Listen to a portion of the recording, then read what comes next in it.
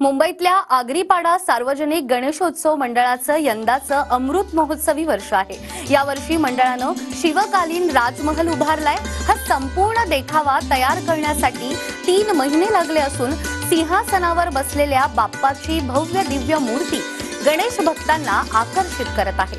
मंडळाचे अमृत महोत्सवी वर्ष असल्याने बाप्पा सोबतच मंडळाने देखील यंदा जय्यत तयारी केल्याचे मंडळाच्या पदाधिकाऱ्यांकडून सांगण्यात येत आहे।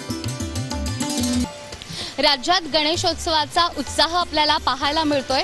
मुंबईमध्ये नामांकित असलेल्या गणपती मंडळापैकी एक मंडळ म्हणजे आगरीपाडा सार्वजनिक गणेशोत्सव। याच मंडळात आता आपण आलो आहोत आणि या मंडळामध्ये या वर्षीचा जर आपण देखावा पाहिला तर अगदी प्राचीन काळामध्ये शोभेल असा राजमहल या मंडळाने उभारलेला आहे।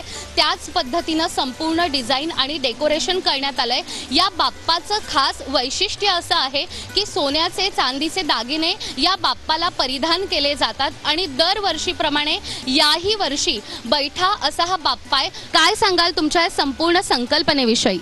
आता मंडळाचे अमृत महोत्सवी वर्ष आहे। आता अमृत महोत्सवी वर्ष म्हणून काय थीम करायची, गणेश मूर्ती कशी असावी यासाठी आम्हाला 3 महिने अगोदरपासून आमची सगळी रेलचेल चालू होती। त्यानंतर मग सर्वांमध्ये ठरलं की आपण शिवाजी महाराजांच्या रूपात म्हणजे राजा पोस्ट टाईप मूर्ती आणू, मग त्याला शोभेल असं आपण एक देखावा सादर करू।